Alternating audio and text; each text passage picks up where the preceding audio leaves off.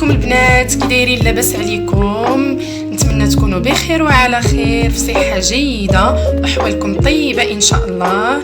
اليوم كيف العاده جبت لكم وصفه جديده، نتمنى تنال الاعجاب ديالكم. جبت لكم عصير ديال الحامض بالزنجبيل. الحامض الان متوفر في الاسواق، هو عباره عن فيتامين سي، يعني هذا هو الوقت اللي يمكننا نستافدوا من الحامض اكثر.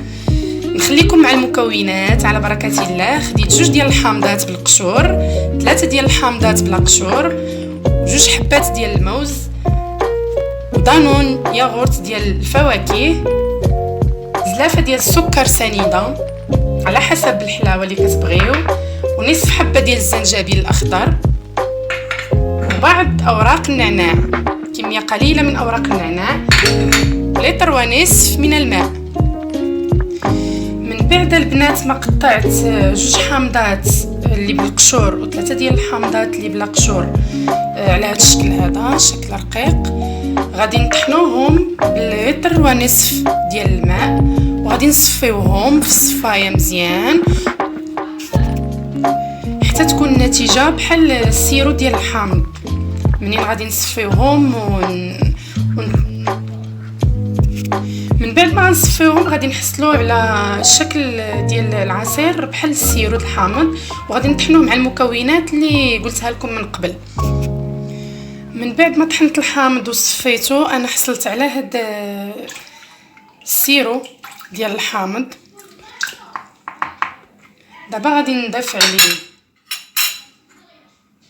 نصف حبه من الزنجبيل، كذلك غنضيف ورق النعناع، غنضيف موزتين،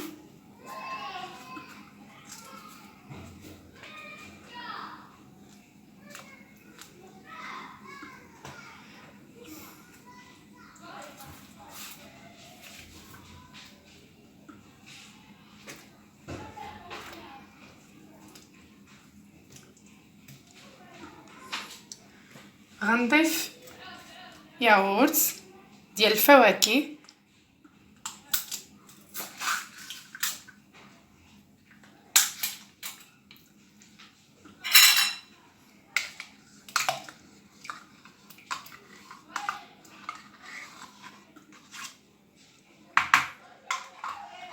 غنضيف الكميه ديال السكر سنيده اللي قلت لكم من قبل، زلافة تقريبا.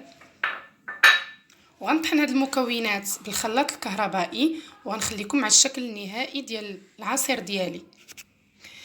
البنات كيف ما كتشوفوا هذا هو الشكل النهائي ديال العصير الحامض بالزنجبيل الطازج. نتمنى الوصفه ديالي تكون نالت الاعجاب ديالكم، وتدعموا اختكم بلي لايك سبسكرايب وتفعلوا الجرس باش يوصلكم كل جديد ديالي. وشكرا لكم بزاف.